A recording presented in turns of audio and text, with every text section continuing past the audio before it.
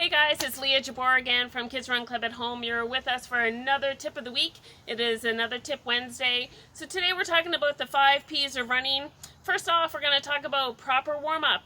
Next comes pacing yourself. That's a big one as far as I'm concerned that a lot of people make the mistake on is pacing themselves. So we're going to talk about that. The other one is pushing yourself a little bit when you get tired. Things that you can do to push yourself a little bit so that the run goes a little bit better for you. The other one is patience, is having patience when it comes to your running.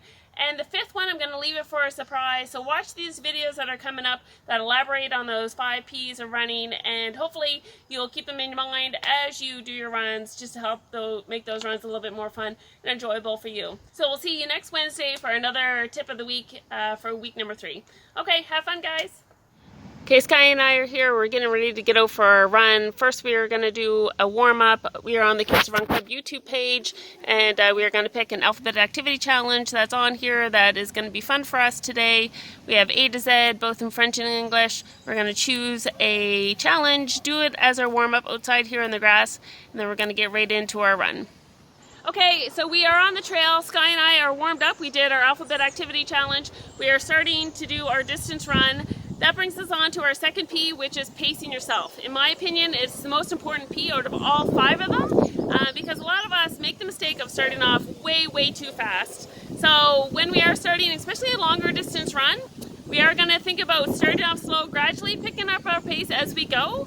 We are going to have a conversation. Sky and I are going to be in deep conversation as we're running. If I can't talk to her, chances are I am running way too fast. If I feel like I'm going to throw up, I'm getting side stitches, we're running way too fast. So pacing yourself is so important with longer distance running. Here we go. We are going to have fun on the trail. We are going to have deep thoughts and chats with each other, and we're just going to have fun. Okay, bye guys.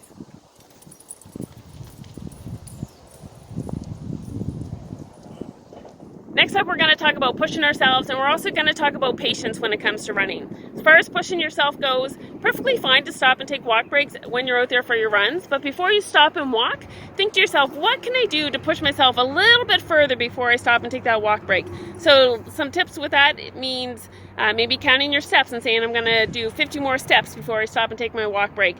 Pick things out on the road ahead of you that are going to be like, I'm going to run to maybe the next lamppost, I'm going to run to the marker on the trail, I'm going to run to the end of the fence, I'm going to run to where the trail crosses the road. Pick something ahead of you as a goal to push yourself a little bit and then stop and take your walk break. So pushing yourself, you'll be surprised on how much further you can run if you push yourself a little bit. Next up is patience.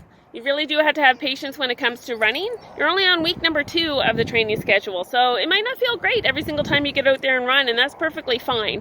Have patience.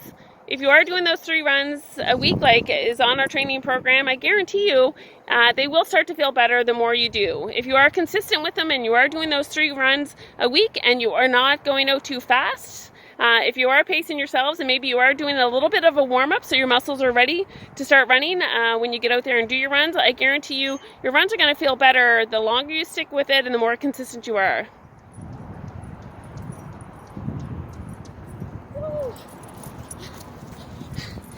And the final P is make sure you go pee before you leave the house.